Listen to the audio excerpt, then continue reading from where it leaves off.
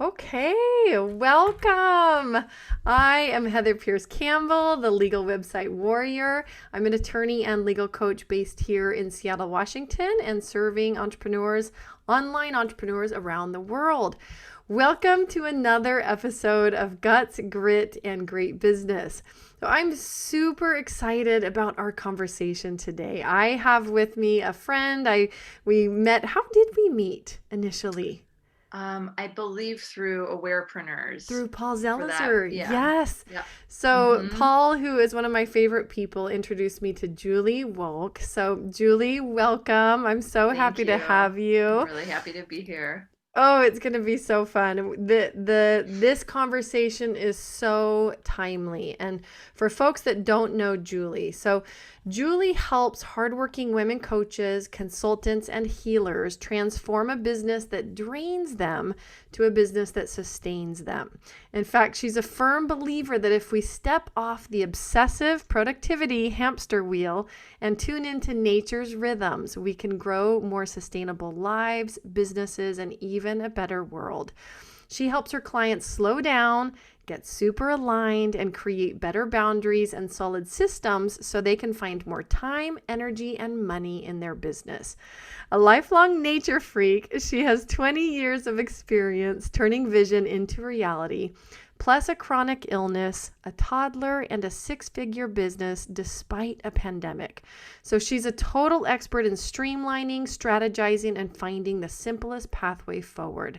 Julie facilitates the Nourished Entrepreneur Mastermind and quarterly Replenish retreats, providing coaching online and in nature to women across the country. Julie lives in California. She was also the co-founder and co-director of Wilderness Torah and was a grassroots organizing manager for Rainforest Action Network. Julie, you've got some awesome things in your past and a lot of experiences. I'm so excited to dig in with you today. Yay, thanks. Me Yeah. too. So, talk to me. I love, first of all, that your work has a connection to nature. And I'll start off by saying that one of the things that I've done this last week, just as a way to try to slow down the madness that has been life during COVID with two little people at home, is I take my morning coffee or tea or whatever outside and I just put my feet on the ground for like Mm, as long as I can handle it. Like it's bare mm, feet, it's cold, it's winter here in Seattle. yeah. And yet I have found it to be so rejuvenating. I don't want to come back inside. Like even if it's raining, I find a spot under the tree that kind of blocks me from the rain and I look up at the sky to try to get at least, and Mm-hmm. some tiny amount of vitamin D, but even that small thing has been such a joyful part of my day. So I Mm. love your topic. I love that you're bringing nature into your work and into the lives of so many other people. So talk to me how, like, and take us back, whatever you want our audience to know about your background and how you live in this combination of business and nature. Mm. Thank you. And thank you for sharing that with us too. I mean, it's like the simplest little things, right? It doesn't take. And One there's the second. kiddo. I know. Here's the kiddo already. Look at this. I'm just going to hit pause. Yep. Okay, we're back. So I had asked you obviously about this beautiful combination of business and nature. How did you get started combining those things? Well, I actually wanted to just to comment on your sharing just now because I just wanted to honor how powerful it is to even just Mm-hmm. have those few moments and that little just that feet on the earth. Like what a beautiful way to start your day, so grounding to soak up energy from the earth. And it's like it doesn't take Mm-hmm. much to do that, and it's a really really grounding practice. So I feel like you've already given us like just like a little piece of how to integrate more nature into one's life, and how that can really support us. You mentioned I usually do live in California. Right now I'm in Bend, Oregon. Oh, And did yeah, I've I been know here. that? I'm sorry Well, about oh no, that. no, no, it's not like we didn't actually move here. We came here to visit my mother-in-law after the fires started, and we just haven't left. Oh. We haven't left. We like it here. So, but it's cold, and I've been in this practice of how can I, being a California, well, originally I was a Michigan person. So at one point I could maybe handle the cold, but after 15 years in California, not so much. So I've been in this practice of, well, how can I embrace the cold, and what is it about the cold Yes. that I can fall in love with? And I spent a couple hours outside yesterday hiking in, 35-degree weather. And I was able to find beauty in that 100%. Yes. And I was really pleasantly surprised. I mean, the cold weather people are probably like, of course. But Well, it was so funny, this concept of cold, because being in Seattle, and I have a good friend who's down in Austin, Texas, and she laughed. She messaged through Marco Polo the other day, and she said, Heather, it's like 50 degrees, and people around here are putting on winter hats and gloves, and like they're dying. They're so cold. And I took my kids on a walk, and I was talking to my sister, and my sister's like, what are you doing? And I said, oh my gosh, it feels like summer. We're literally in t-shirts.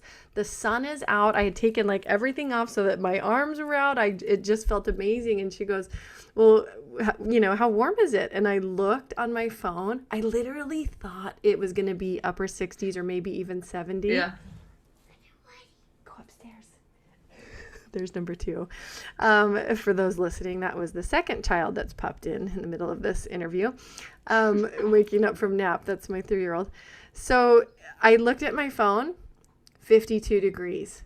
And it literally felt so balmy, like it's all relative. But there really is, like, there's something to be said for being able to find joy in that cold air, because it is invigorating. Like, even my bare feet on that cold ground, I have to say that after a few minutes, it doesn't feel cold anymore. And I just want to stay out there, and I don't come inside feeling cold. That's the weird thing, is it doesn't chill me.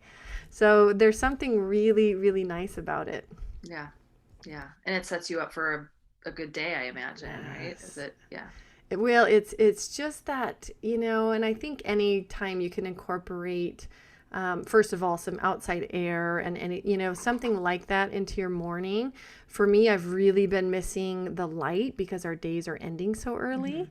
Like, it's dark here. Like right now, it's pretty dark outside, and it's 4:45, and so you just lose that window of time to be spending evening hours outside, and I've really been missing that. And so even just having 5 minutes a day to be outside in the morning has been super rejuvenating. Anyhow. So even 5 minutes a day, I just find incredibly rejuvenating. Yeah. Beautiful. So you are in Bend, Oregon for now. For now, Talk to me. So you're normally in California. You work with people around the world. How did you get started in the coaching space, coaching entrepreneurs? That's a long story. I'll give you the short version. So, I mean, I'll share how I kind of ended up in this combination of business coaching and nature. And I think that, the nature loving part started a long time ago, right? And then in college, I, studied ecology and went on to become a environmental activist and organizer, and did a lot of kind of, I lived in DC and worked for activist organizations there. And so that was like the first number of years of my career I was doing like fighting for environmental justice and environmental rights and environmental, stopping pollution. I worked, stopping toxic waste sites, getting them cleaned up, things like that. And then, so that was kind of for a number of years I was in that world. It's also where I learned a lot about organizing and event planning and public relations and all that kind of stuff. So the skills and the marketing and all that kind of started a long time ago. But there was this point where I got to be like so tired of fighting against a system and stopping bad things from happening. And I know how important that work is. And I'm so grateful that there are people doing that work. But I got to a point myself where I was like, I have to do something more generative. I want to help create an alternative paradigm as opposed to like fighting against this one that is, especially at that point in time, it was like the Bush years and felt like we were beating our heads against the wall. I mean, that's nothing compared to what's happened the last 4 years, but Right. at that time it was really bad. Yes. Right. Yes. And so I ended up, I was left DC and I moved out west to California and continued doing environmental work. That's when I was with the Rainforest Action Network. And then there was this point where I shifted and got in. It was something was birthed with a group of friends, and it was a nonprofit organization to help people reconnect to the earth. And it was this in this spirit of like creating something for people to do it differently, to find again that connection to the earth. And so that work, I'm still involved with that organization, and really, learned a lot about business doing that, and creating something, going from a vision to something that exists in the world and serves people and has a mission, and is accomplishing things and doing things. And so that work was really purposeful for me for many, many years. And I got to a point where I was working so freaking hard doing that work as a nonprofit executive director. I was co-directing it with my friend who I had founded it with. And I was working so hard and kind of getting sort of off my purpose in terms of the work that I was doing every day. And after about 7 years of that, it became really clear that I was just totally burnt out and I needed to stop. And it's sad because it was a really good work, right? And but the way that I was doing the work was not sustainable at all. And I'm not alone in that, right? And I can talk a lot about the societal pressure and the way our society is constructed that encourages this kind of obsession with producing all the time. And but there was a point where I just had to let it go. And it's like ironic, right? Because the whole organization was about connecting people to the earth and connecting people in community. And I was just like up in the middle of the night worrying about, spreadsheets and whether or not we were going to raise enough money to like cover all the paying everybody. And so, so at that point it was very clear I had to stop. I was privileged enough to be able to take a break, to take a few months off, and had this kind of huge epiphany that almost sounds like the duh, but I think the most profound things are kind of duh, right? It was like, oh wait, I don't have to do it like this. I don't have to work myself into the ground in order to be on purpose and do good work in the world. And so the coaching piece came in at that point where it was like, I love to help people manifest their visions in the world. I love to help people help them to create the vision, and then like actually help them get through the steps to make the thing come alive and be in the world. And but I had to do it in a different way than I had in the past. And so that's after spending a lot of time in nature, probably more time than I'd ever spent consistently in nature.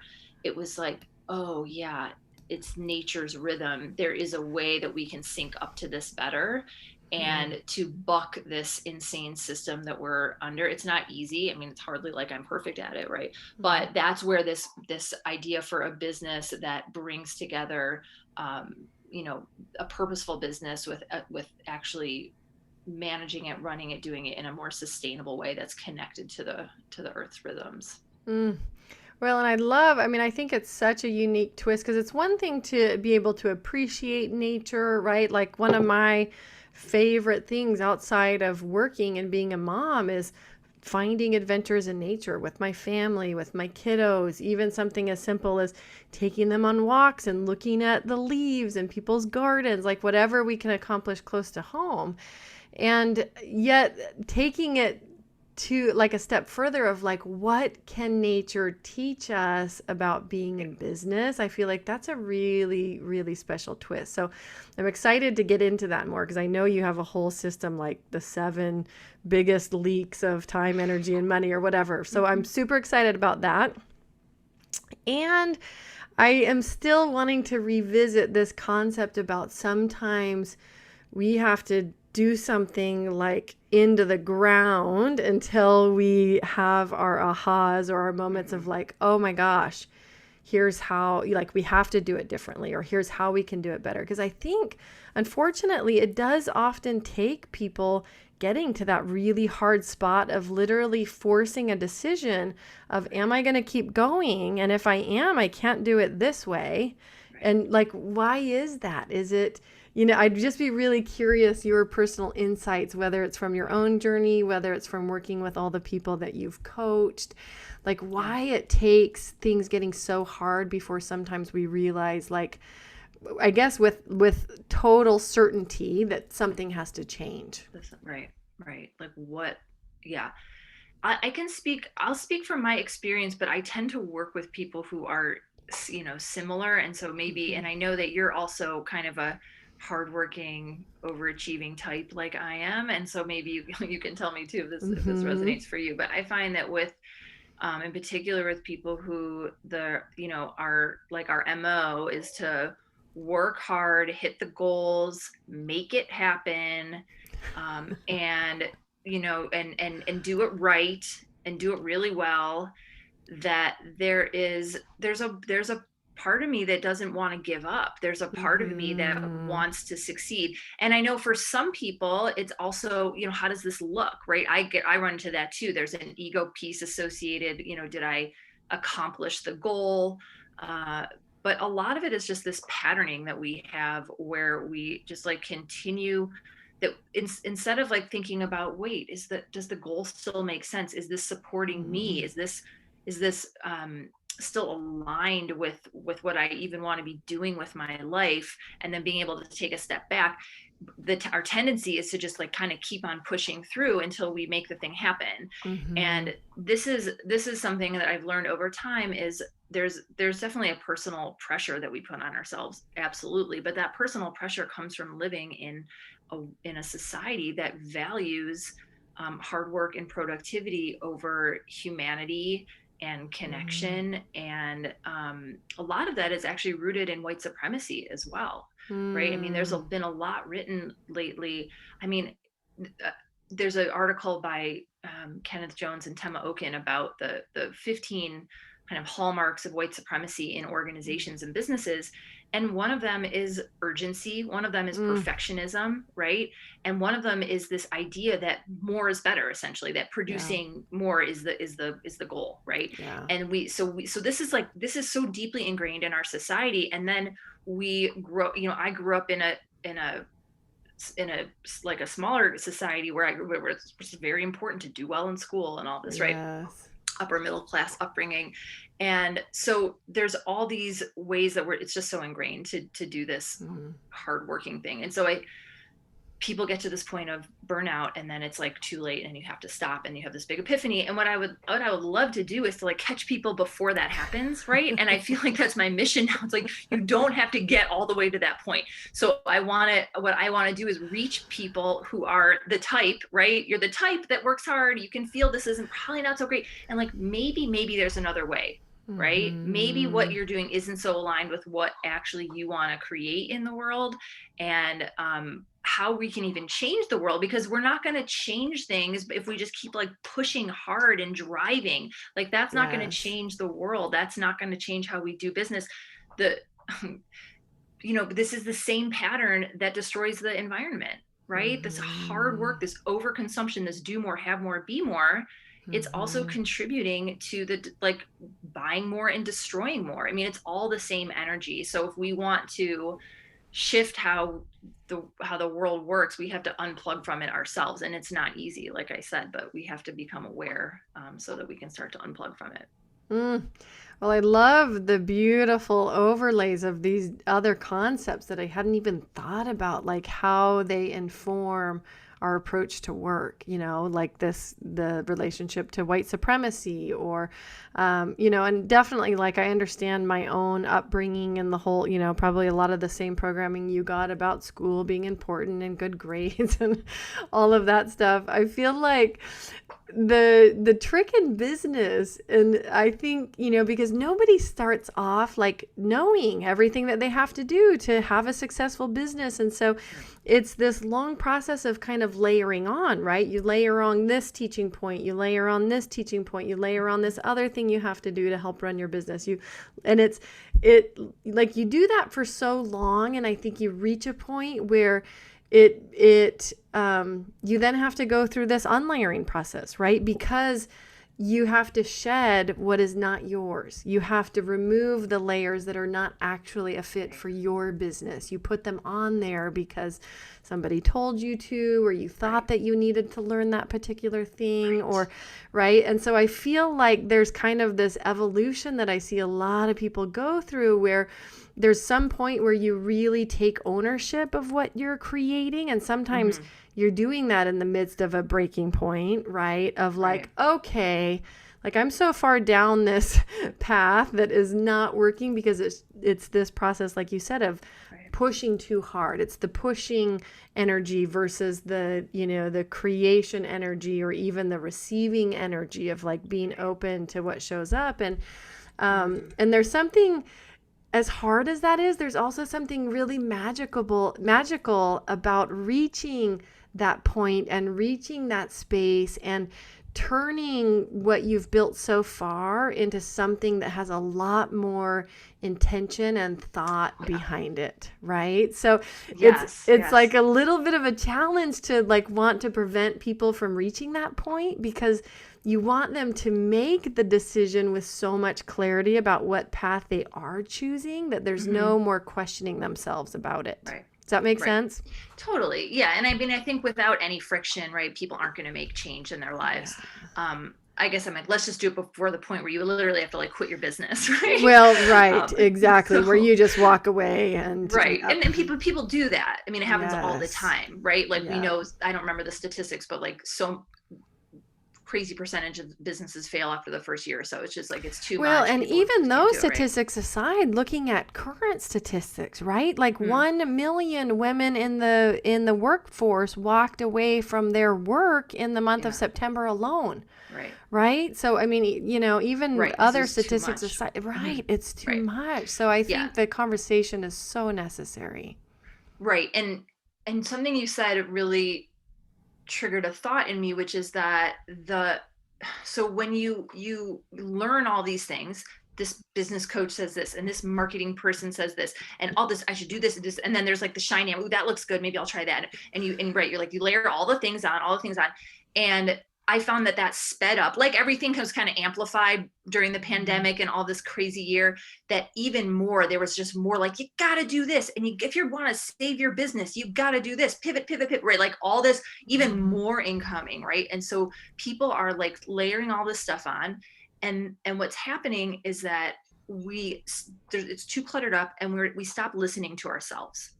And so this is where nature comes in.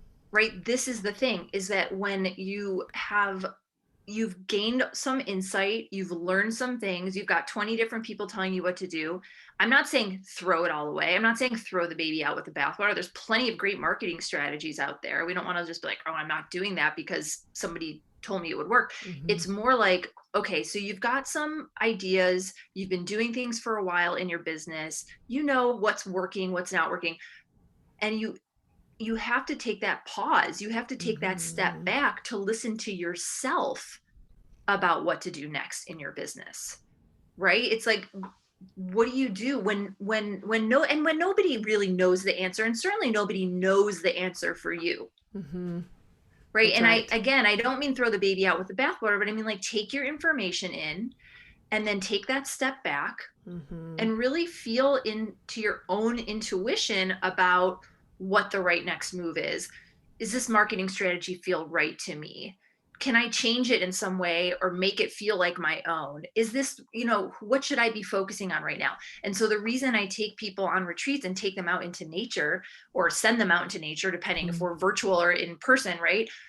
The reason I do that is because it's all of a sudden you can hear the answers that you cannot hear when you were in the busy, productivity obsessed society that tells you to keep adding more and more and more marketing strategies, more offers, more this, more everything, right? It's like a time to be like, okay, what am I going to let go of?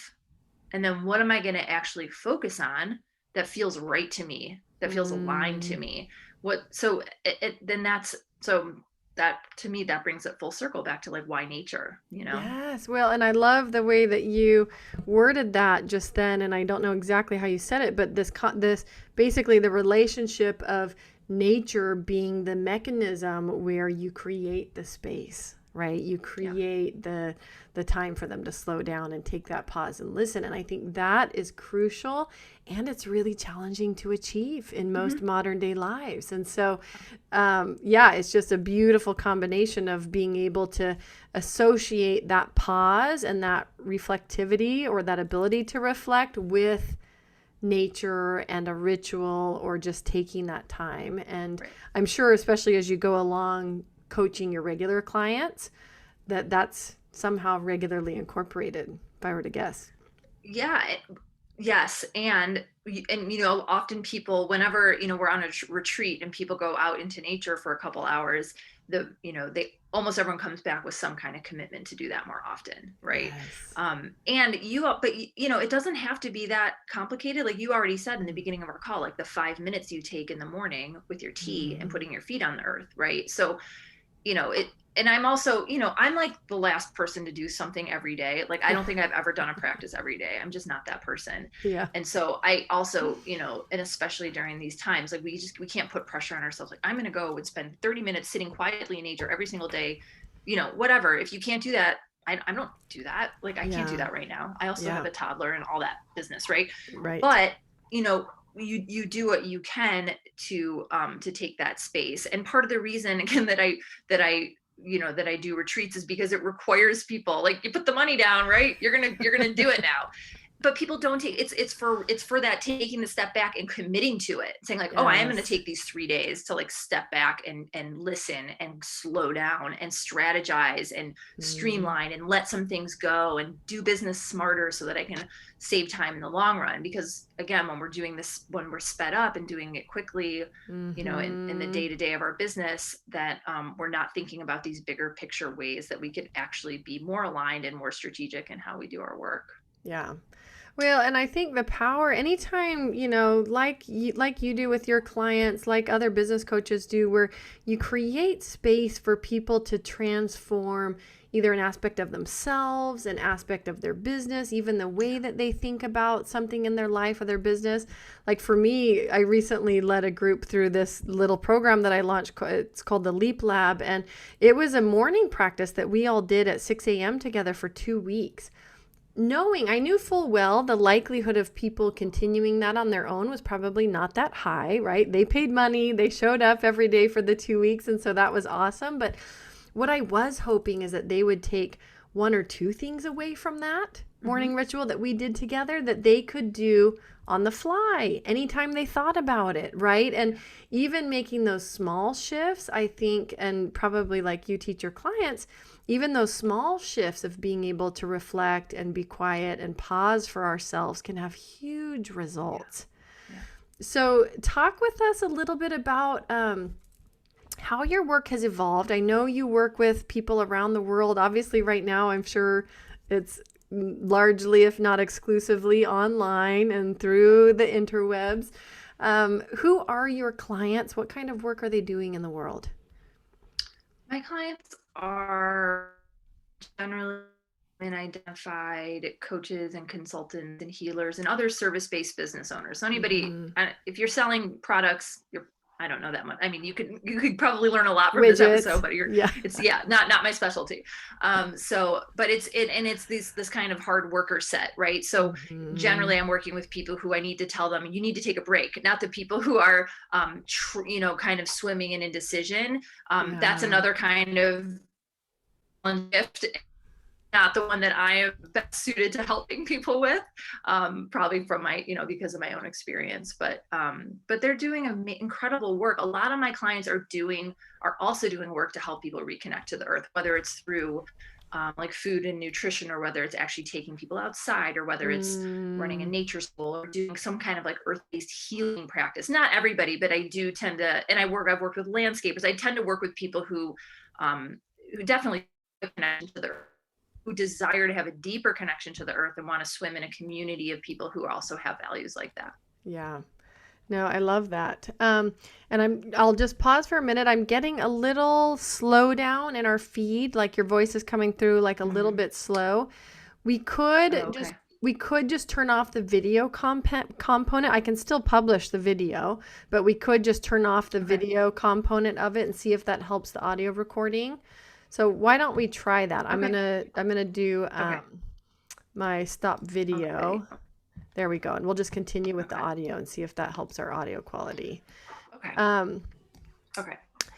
well, and there really is there the funny thing is like you're speaking my language with the hard work and the push, push, push, right? I ended up in law and I remember early in my career in the legal field of like asking that question. It's a little bit like what comes first, the chicken or the egg?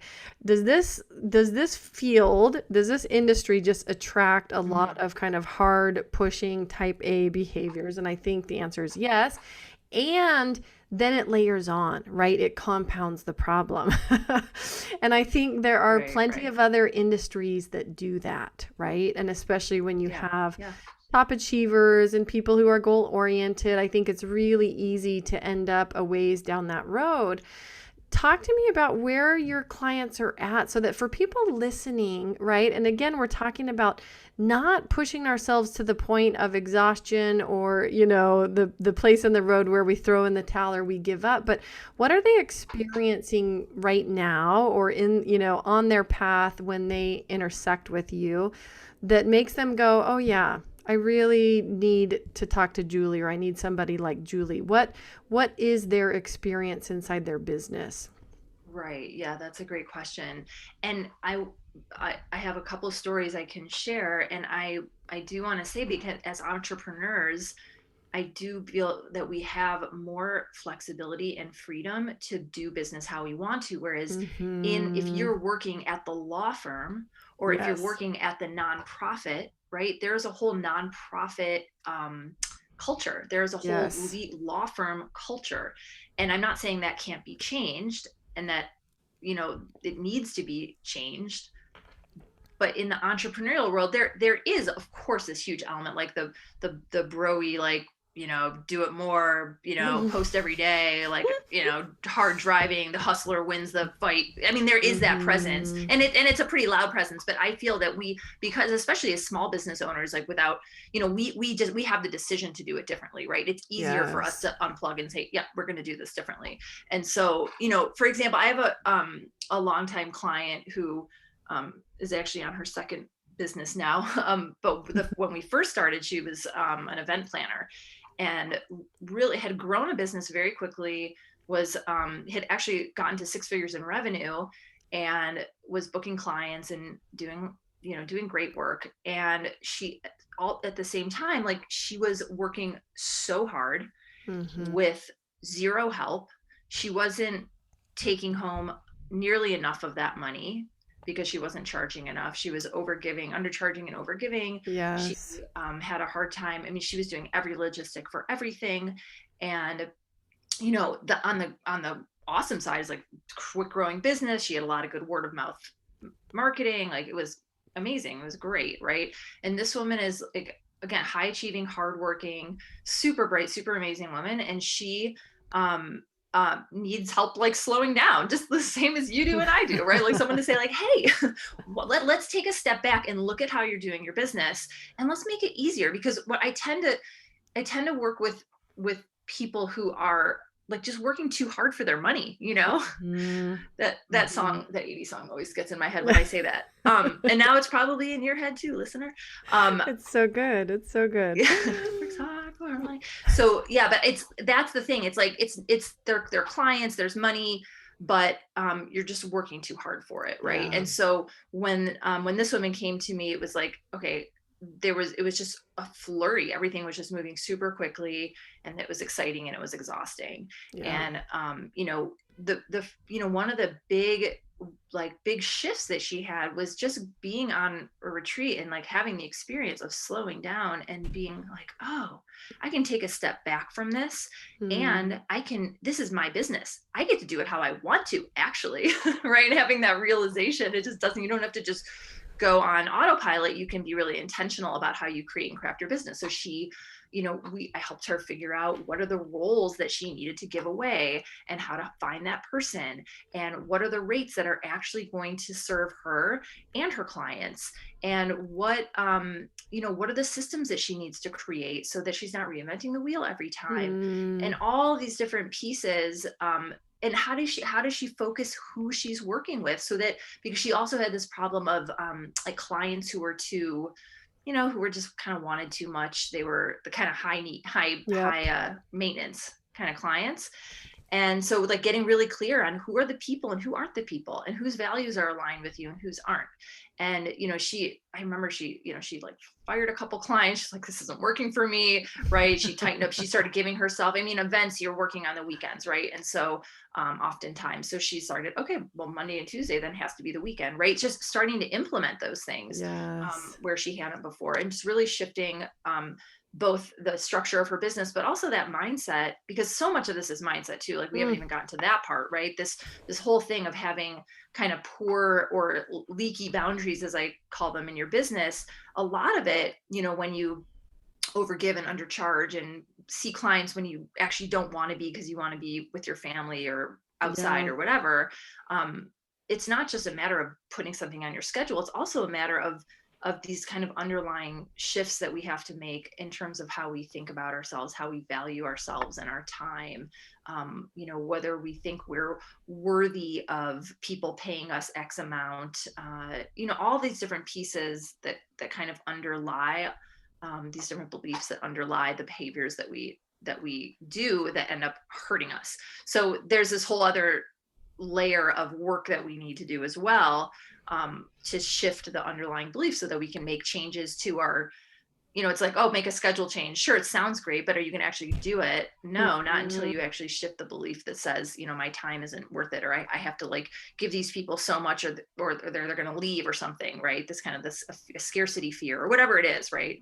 Yeah. Many different forms. So Well, it's funny because a couple of these concepts, like they sound so easy to talk about, right? Even this idea of like, well, we're in charge of the business that we create. Like, obviously, we can create it and map it how we want to. And yet, I feel like it's so easy for people to end up they end up creating a business that actually doesn't feel that way, and the business runs them. yeah, And yeah. and I think it gets back to this process of layering on, like just doing one more thing or adding one more thing or Yeah. making one more decision without really questioning everything that we're doing. And I think when Mhm. we get to the point of really like asking a lot of questions around like any change that we make or anything that we just think, oh, I'll layer this on or I'll add this to my schedule, like really evaluating big picture strategy of, does this work, right? And I know you've got, like, I'm sure you've got a whole series, your 7 most common energy leaks in our businesses. How, I'm sure there's a variety of lenses that we can put on to look at how these things happen. Do you want to walk us through that list? Sure. Yeah. Yeah, and I'll do this on the brief side because I can, I have some videos on my Instagram page where people can, if you want to like learn way more about each of these leaks. So Oh, I'll fun. try to keep it on the brief side, but No, for and absolutely, context, and I'll just interject real quick that if you're following, if you're still listening to this conversation, be sure to hop over to the show notes, which can be found at legalwebsitewarrior.com/podcast, and we will put all of Julie's links, including her social media, links to the videos, and then anything else that you want us to post there, Julie. great, awesome. Yeah, so the context for this is that I find that people are, again, kind of heads down, like moving quickly and not thinking about all these places in their businesses that are actually leaking, slowly leaking, and creating draining time, draining money, draining energy from ourselves, so that we eventually get to that burnout place, right? And so the Mm. leaks can happen slowly, and over time you're like, oh my god, I feel like crap, this isn't working, this is too hard, right? And so what we need to do is take that step back and look at the big picture of the whole business and say, okay, what are the different places where I'm leaking, and how can I seal up those leaks, and become a more aligned, like have a more aligned flow of energy. And in the meta sense, I mean, if you think about, I'll get to the actual leaks in just a minute, but if you think about a pipe, that has like little actual leaks in it, right, Yeah. dripping out, and then you think about closing up the leaks, and you can imagine how the water flows through the pipe at a very like nice flow, whereas before it was Yes. kind of dribbling out or spurting out or whatever, right, depending on how big the leak is. And so it's the same, it's like that's our energy, right? And so when we seal up the leaks, we get this like aligned flow of energy through our bodies that we can Mm, use to fuel our dreams and our visions and our goals.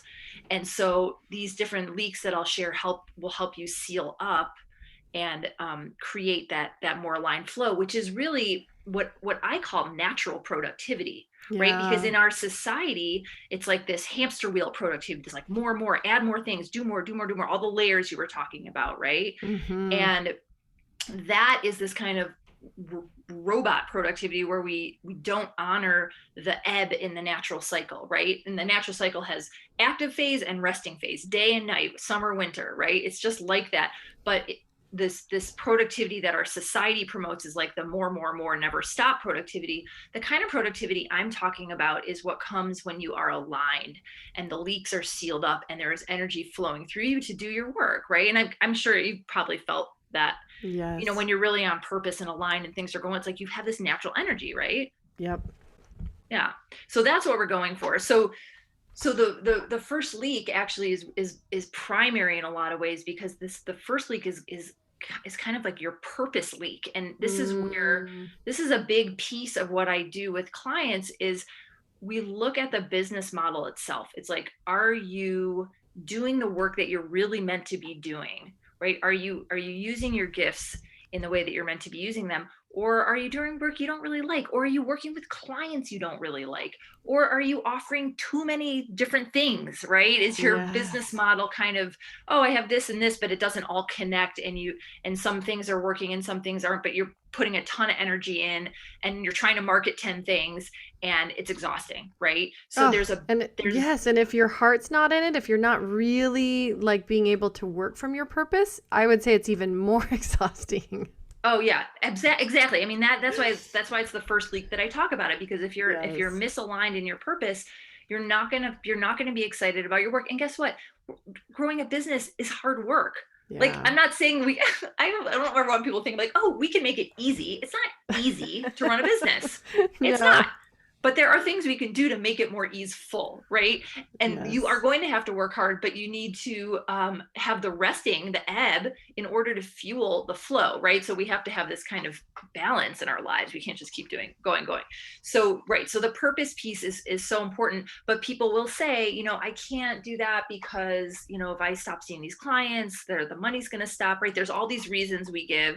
Mm, Some of them have some legitimacy for sure, but there are ways that we can recraft our businesses so that we are serving the people that we're meant to serve, doing the work we're meant to do, and we create a business model that actually supports our vision for our life instead of sucking it dry.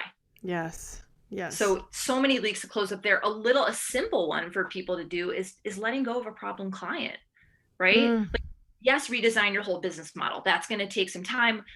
That's work that I do with clients over the long term. But like, yep. if you're listening right now and you're like, what can I do here? It's just think about one offer that you have that's just not resonating for you anymore, or one client that's like, ugh, and let it Mm-hmm. go. Yes. Let it go. Yeah, and even backtracking to the point of like what are the pathways into your business that are Right. allowing certain of those clients, right? So if you just have an open calendaring system and you're getting people onto your calendar that are just not Right. ready to commit, maybe you add a questionnaire, you do something to qualify them, Yes. right? Yes. I Yes. love that. Yes. I love that. Filtering, exactly. Clarifying who the person is and then filtering out so that only the right people are getting in, the people that are serious about working with you and the people that are going to be a great fit. Yes. Yes, 100%. And then marketing falls into this category too. A lot of people are doing kind of like, spaghetti at the wall marketing. And what we want to do is create a more organized, I call them marketing machines, which is so Yeah. not earthy, but that's because some things need to be mechanized. Well, right. The point there, and I totally get what you're saying, is it's doing the work without you having to do all the work, right? Exactly. Yes. Exactly. Yeah. Yep.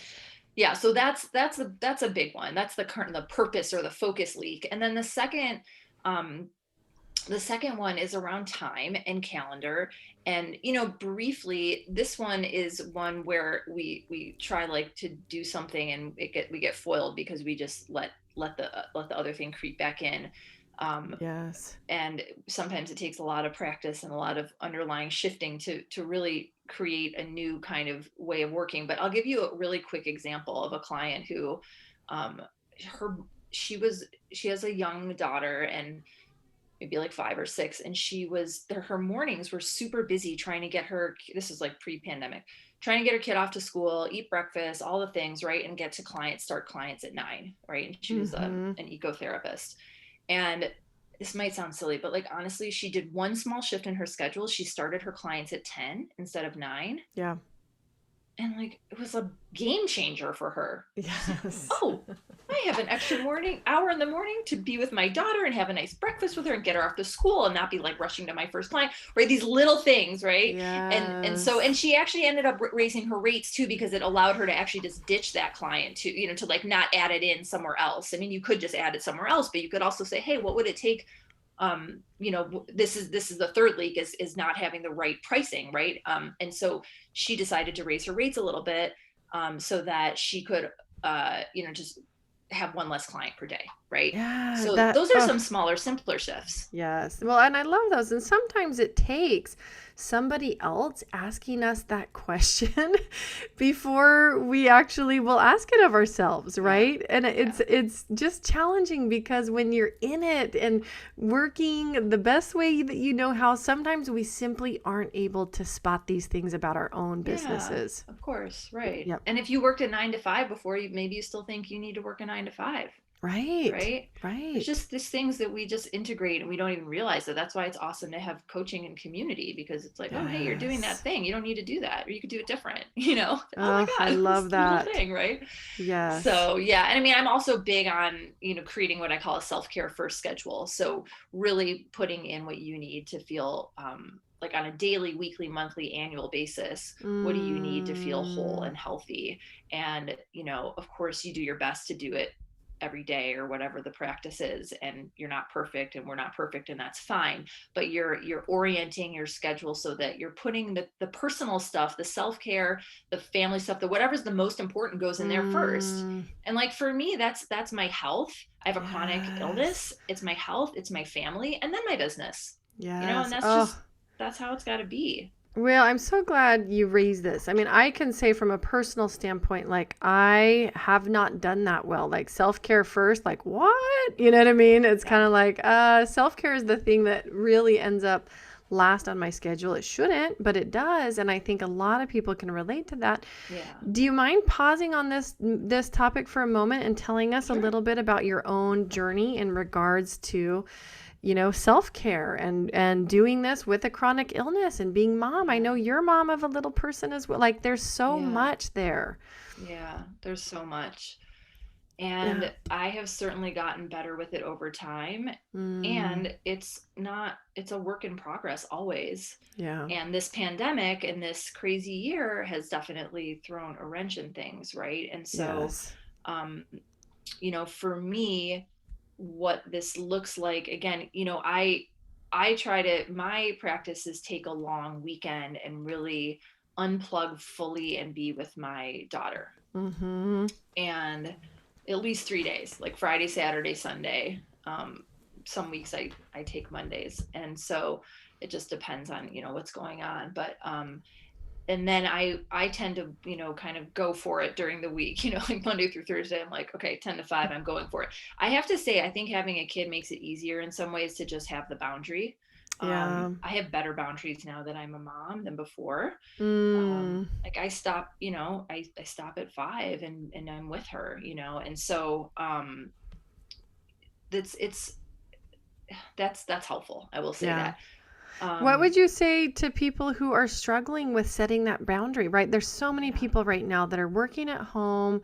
I mean, like my experience, two children, one of them right. who has to kind of quasi be plugged into school. Sometimes that happens, sometimes that Oh, doesn't really yeah, happen. yeah, A 3-year-old and working on top of it, no childcare, right? So there's yeah, there's going to be folks that are just like asking like yeah. how do I set boundaries How do I right now? possibly do How do that? I allow myself to be done at 5 and actually have any semblance of a normal Yeah. Oh life? my gosh, there's yeah, totally. Well, there's so many layers to it. So the first one is we spoke about this before, Heather, is recalibrating expectations, Yes. right?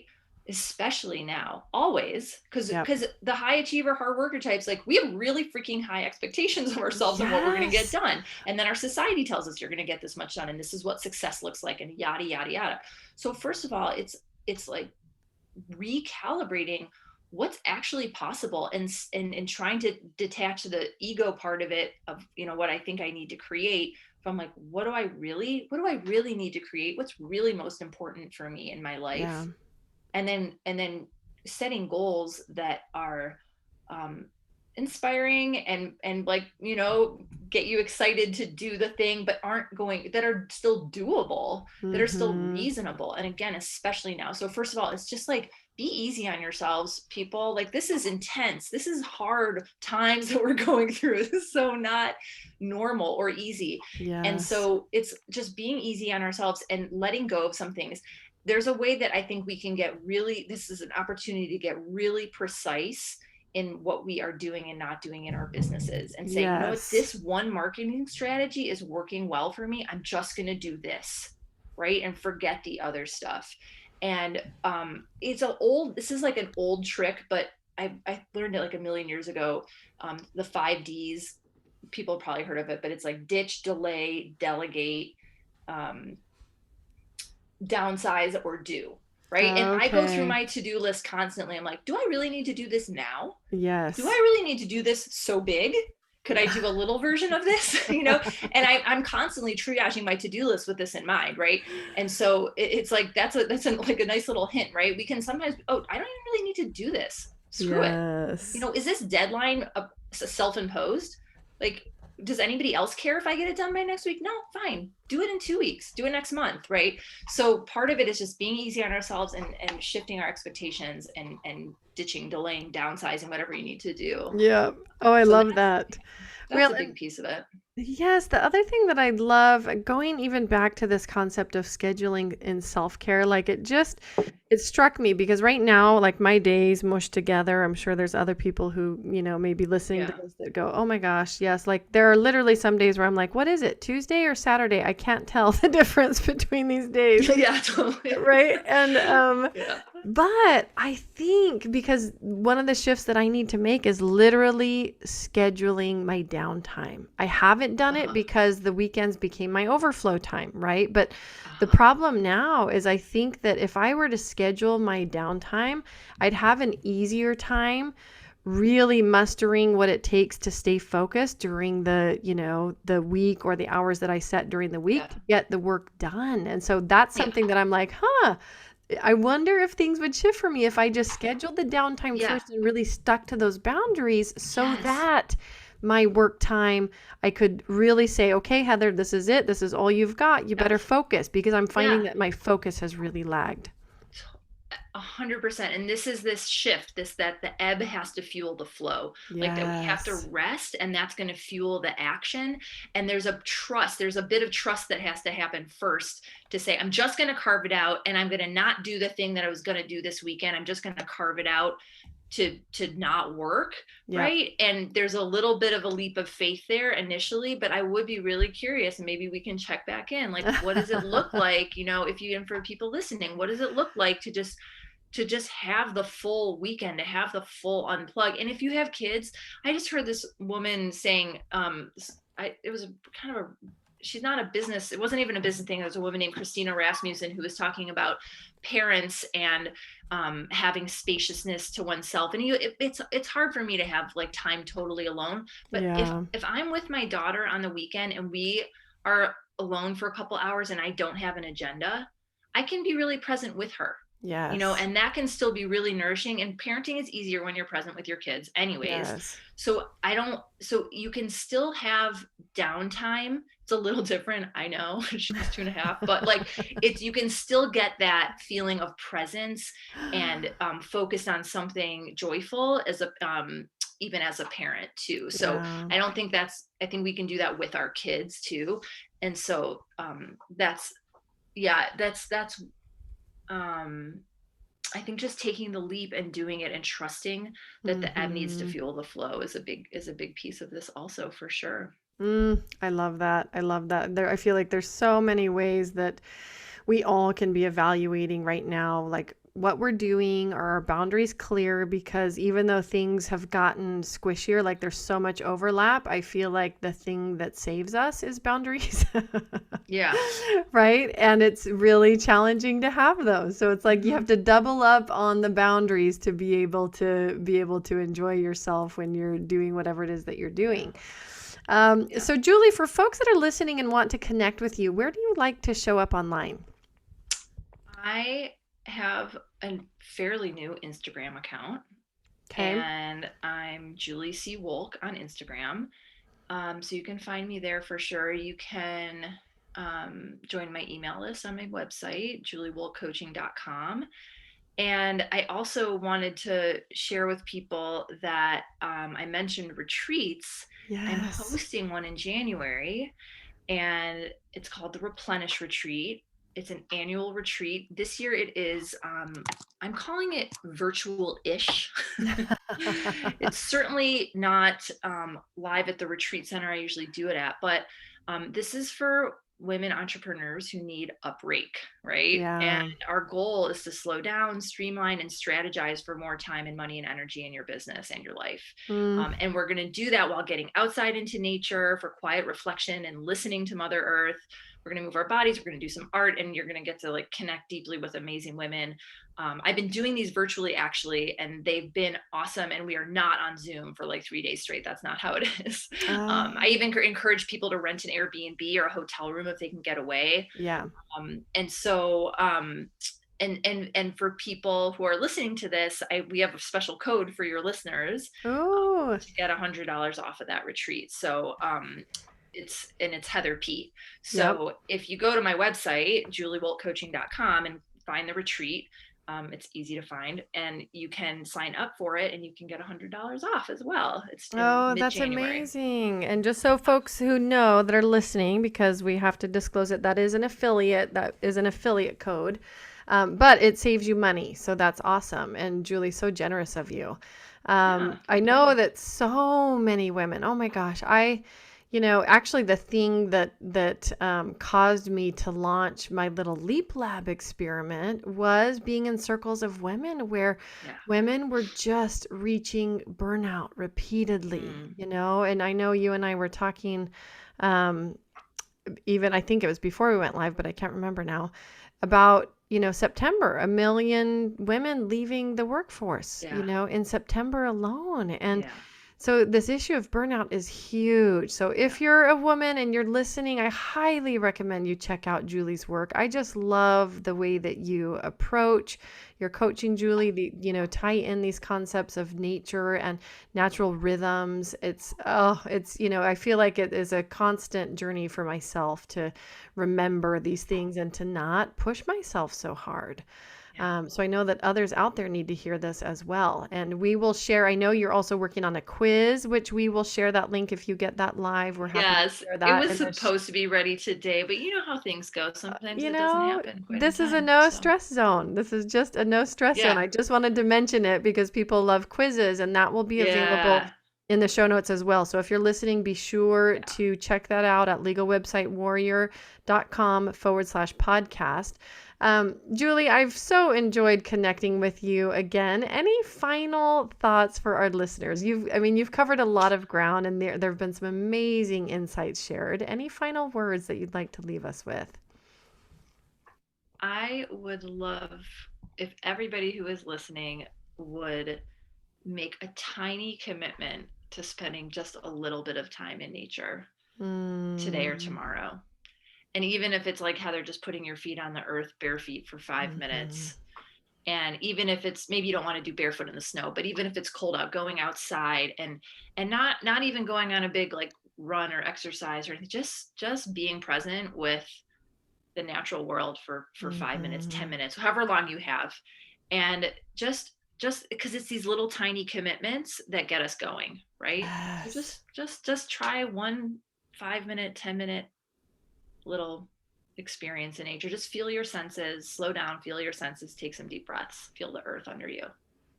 I love it, Will. And I've, especially in the pandemic, we've been much more caged in, if you will. Like I've Yeah. got two busy little people in this household. Mm-hmm. It's interesting, but these little moments, if you can grab them, if you can create them, it's like the other night.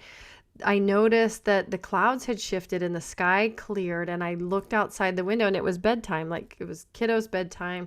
One of them was getting ready, the other one was not quite ready, but I just grabbed my husband. I was like, "Come outside, put your jacket on." And we just went and stood outside and looked at the stars for 5 minutes because we could see them. The sky had cleared. And Yeah. like it Yeah. really is, I mean, those small moments are really helping me get through. I Yes. will just say that Yeah. as a final and point. and busy people, smart small moments. It's all about the small moments. Yes, and I think Entrepreneurs, moms. Yeah. that's right. Sometimes we don't do this stuff because we think like, "Oh, I don't really have an hour to do it right," or "I can't go get a full walk in," or "I can't do, whatever the big thing is in your mind." And I think that like right now, more than ever, putting the bar really, really low and saying, "Okay, what can I do for 3 minutes, 5 minutes?" Like that Yes. might be doable. Yes, totally. Everybody can do 3 minutes, right? That's right. That's Everybody right. can do 3 minutes. Oh, well, thank you so much, Yeah, Julie. thank Again, I'm you. so grateful for you and for bringing this conversation on to the Guts,